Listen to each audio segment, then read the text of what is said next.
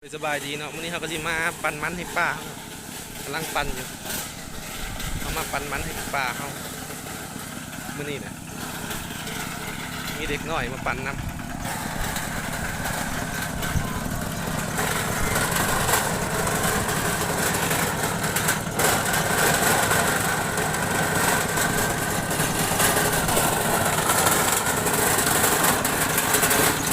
เด็กกี่ก้างเนาะ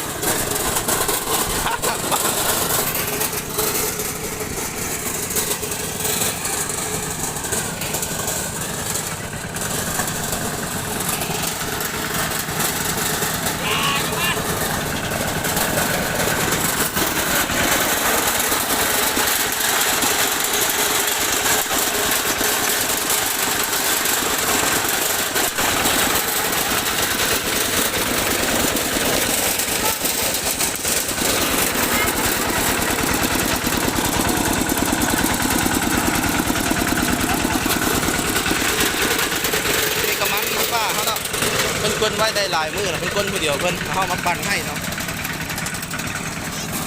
มันผ้าเขาปั่นผ้าดอกใหญ่เนาะ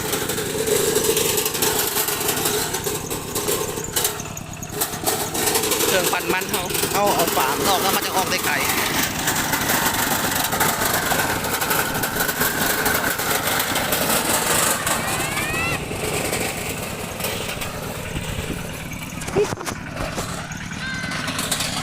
ไอ้มอด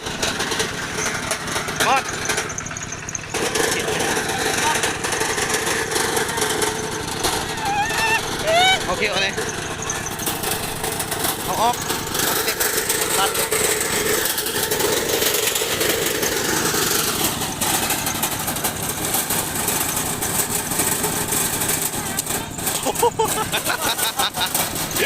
โอ้ยไม่กะฮักบ้านอยู่ไส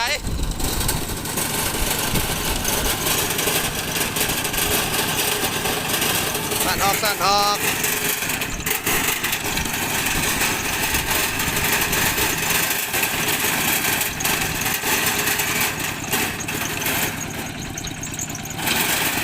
เร็วออกเอ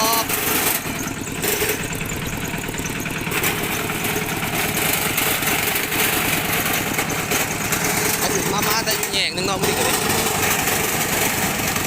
ได้แยงหนึ่งนี่ก็กำนาเนี่ยก็ประมาณ10เป๋าแต่เบิ่งกับมันเราจะได้เพราะ10เป๋า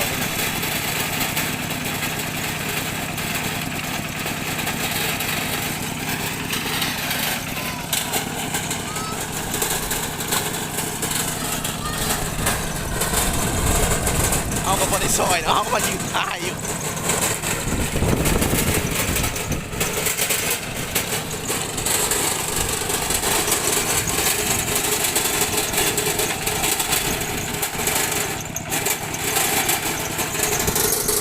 หลายโรงงานที่ปั่นเพิ่นดอกโรงงาน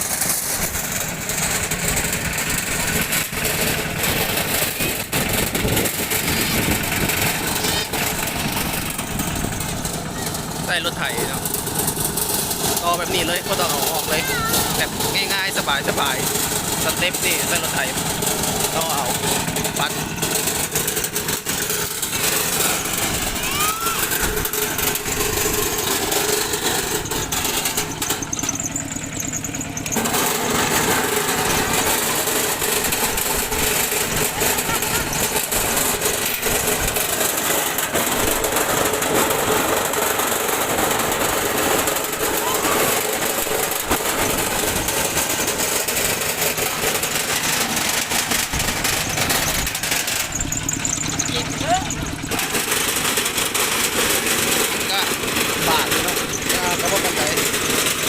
มุนเนาะ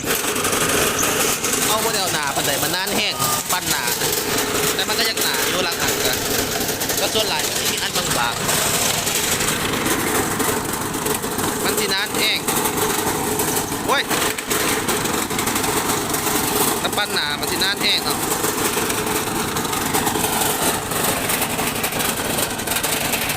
เด็กขี้กล้าเข้า2 คน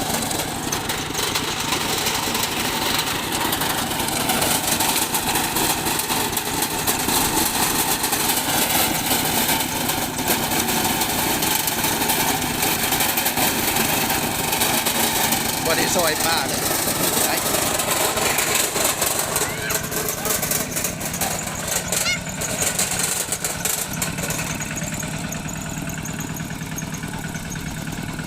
เอามันถือมือเด้อไอ้พวกหมอประทัดไป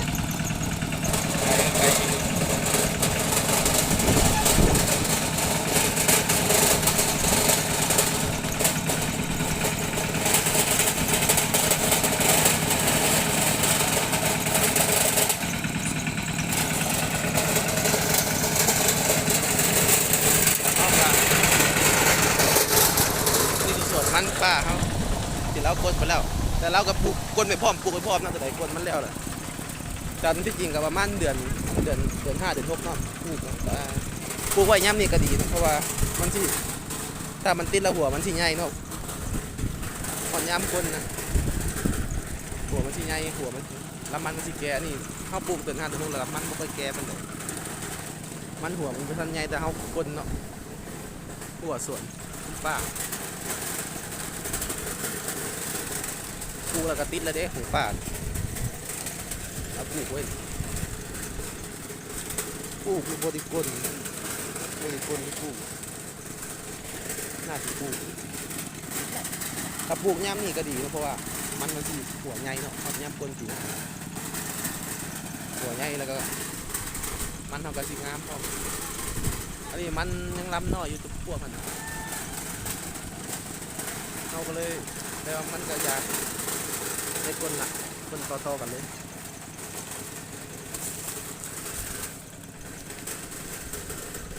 เป็นปลูกกันเอาป่าครับ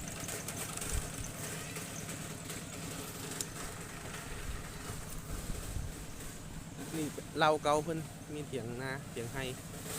ผมเอาผิดว่ามันเถียงนาเถียงไห้เป็นมาเพื่อนก็นอนกับหลานเนาะหลานแล้วก็ที่ก็มานอนกับลูกสาวเพิ่นกับไอ้กีดยางกับผัวเมื่อใดเพิ่นยุดเพิ่นก็เข้ามาปั้นมันมาปนมันเปิดมันเพิ่นก็ยังหลายอยู่ง่ายแล้ววันนี้มันราคาทำมันจะถูกละราคาถูก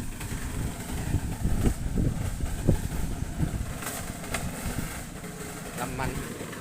ปลูกเป็นพร้อมเนี่ยดินมัน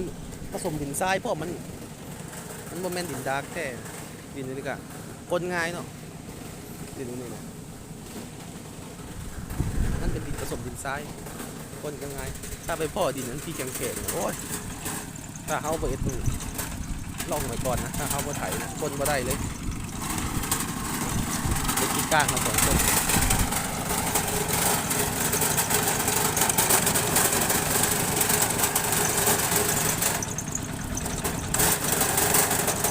ได้หลายของร้าน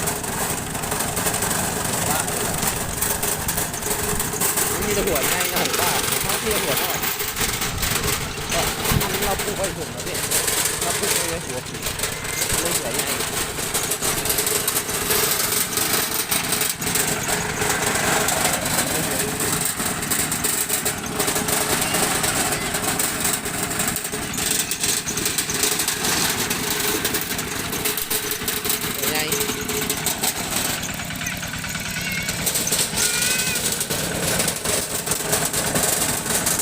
เก็บเข้าไปแล้วไม่ไปเที่ยวหลายแล้วประมาณ1 ชั่วโมงประมาณ1 ชั่วโมงบัตรเลยเป็น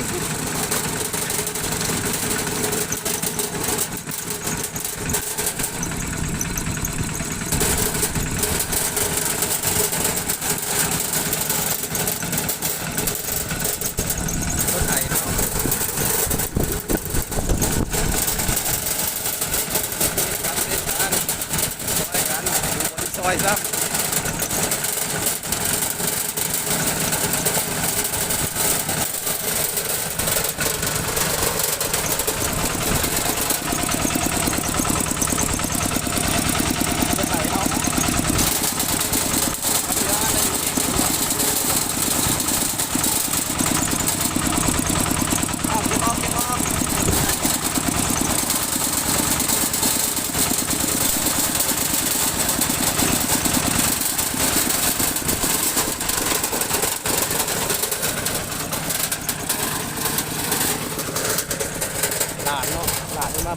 นายปันมัน